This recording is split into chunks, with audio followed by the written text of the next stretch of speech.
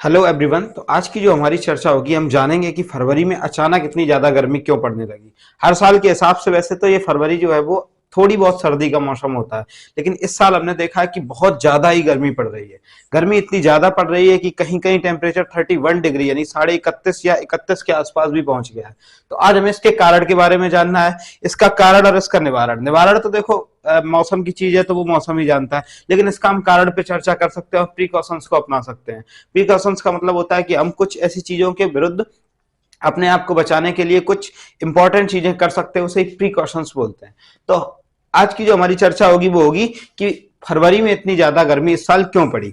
इसका कारण बहुत ही साधारण सा, इसका कारण है भूमध्य सागर। इसके पूरे तार जुड़े हैं भूमध्य सागर से। 2023 यानी कि इस बार फरवरी में हुआ क्या है कि भूमध्य सागर से भारत में वर्षा होती है 3% की।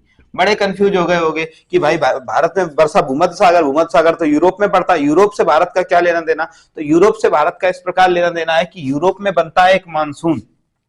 जब सूर्य की किरणें भूमध्य सागर पर सीधी पड़ती हैं तो यूरोप में बनता है मानसून। अब जब यूरोप में मानसून बनता है तो भारत में ये आता है, जिसे हम लोग बोलते हैं पश्चिमी डिस्टर्बेंस या वेस्टर्न डिस्टर्बेंस। हिंदी में बोलते हैं इसको पश्चिमी विक्षोभ। क्या आता है? पश्चिमी विक्षोभ। तो जब पश्चिमी विक्षोभ भारत आता है तो भारत में ये सर्दियों में कहां पे? तो भारत के उत्तर प्रदेश यानी कि जो नॉर्थ का रीजन है भारत का, उत्तर प्रदेश, उत्तराखंड, हिमाचल प्रदेश, इस सब हिस्से में ये बारिश करता है। कौन? पश्चिमी डिस्टर्बेंस। पश्चिमी डिस्टर्बेंस यानी कि पश्चिमी विक्षोभ। पश्चिमी विक्षोभ यहाँ पे क्या करता है? 3% बारिश करता है कि 97% बारिश इसके भारत के आसपास के मानसून से होती है। हुआ क्या है 2023 में इस बार कि ये जो भूमध्य सागर वाला मानसून है ये लेट हो गया। इसने पहले भारत ने कॉल किया, अरे भूमध्य सागर भाई, हाँ मानसून भेज दो, 3% बारिश होती है सर्दियों में भूमध्य सागर, हम नहीं भेजेंगे। कि क्यों नहीं भेजोगे? अरे हम नहीं भेजेंगे, ये ऐसा वैसा। तो इस बार क्या हुआ? भूमध्य सागर रूठ गया।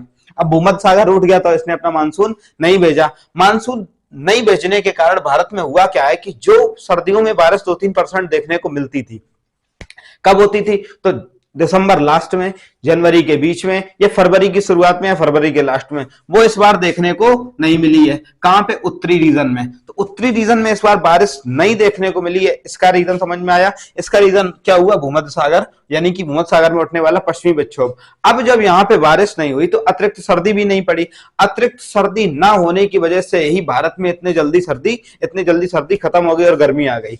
ऐसा नहीं है कि भूमध्य सागर में, ऐसा बिल्कुल भी नहीं है कि भूमध्य सागर ने अपना मानसून नहीं भेजा है। भूमध्य सागर ने अपना मानसून भेजा है, लेकिन इसको लगातार भेजता रहा है, लगातार, कंटिन्यूअसली। जब भी कोई चीज कंटिन्यूअसली आएगी तो उसकी इफेक्टिवनेस क्या हो जाएगी? कम। तो जो मानसून इकट्ठा आता था हर बार, क्या आता था? इकट्ठा आता था, वो इस बार थोड़े थोड़े पैकेट करके लगातार आया, जिसकी वजह से भारत में इसने वर्षा नहीं करा पाई। और कहां पे? तो राजस्थान, गुजरात, महाराष्ट्र, उत्तर प्रदेश, उत्तराखंड, इसमें इस रीजन में बहुत ज्यादा ही गर्मी पड़ने लगी। जबकि यहाँ पे जो औसत तापमान रहता है वो मिनिमम 15 डिग्री और मैक्सिमम 28 डिग्री तक रहता है, लेकिन इस बार टेम्परेचर बहुत ही ज्यादा 32 डिग्री तक टेम्परेचर पहुंच गया है।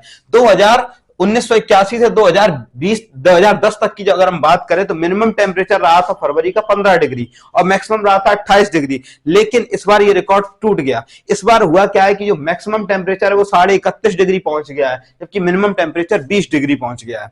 इसकी वजह से भारत में, खासकर उत्तरी भारत में, बहुत ज्यादा गर्मी देखने को मिली है। जो गर्मी हम लोगों को मार्च वगैरह में देखने को मिलती थी वो हमको फरवरी में ही देखने को मिल गई। इसकी वजह से भारत आईएमडी यानी कि मौसम, जो पूरा भारत में जो लोग मौसम विज्ञानी हैं उन लोगों ने बताया है, आईएमडी की रिपोर्ट के अनुसार, सरकारी रिपोर्ट के अनुसार, कि भारत में अब किसकी जरूरत है? जो चलने लगी है वो लू चलने लगी। इसकी वजह से भारत में इसके लू के लिए जो गाइडलाइन जारी की जाती है उसकी जरूरत है। हालांकि इसका भी ऑफिशियल कोई नहीं आया है, लेकिन हो सकता है आगे चल के हम लोग लॉन्च कर दें, क्योंकि इसकी परिभाषा होती है कि जब भी किसी स्थान विशेष पर 5 डिग्री टेम्परेचर ज्यादा हो जाता है तो ये गाइडलाइन जारी कर दी जाती है। गाइडलाइन के अनुसार वही सब चीजें अपनानी होती है जो हम लोगों को मई जून में आती थी, वो अभी अप्रैल में ही देखने को मिल सकती है। इसके अलावा इसका कारण समझ में आ गया। इसके जो, ऐसा नहीं है कि केवल भारत में ही फरवरी में जो है ज्यादा गर्मी पड़ रही है, ऐसा नहीं है। इसके कारण और भी है, लेकिन हमें भारत के पॉइंट ऑफ व्यू से पढ़ना है तो इसका कारण केवल पश्चिमी विक्षोभ है, जबकि पूरी दुनिया में गर्मी पड़ रही है। उसका कारण एल निनो धारा और ला निना धारा है, तो उसका हम लोग अलग से अगली बार वीडियो कवर करेंगे। इसमें देखना है नुकसान क्या है इसके।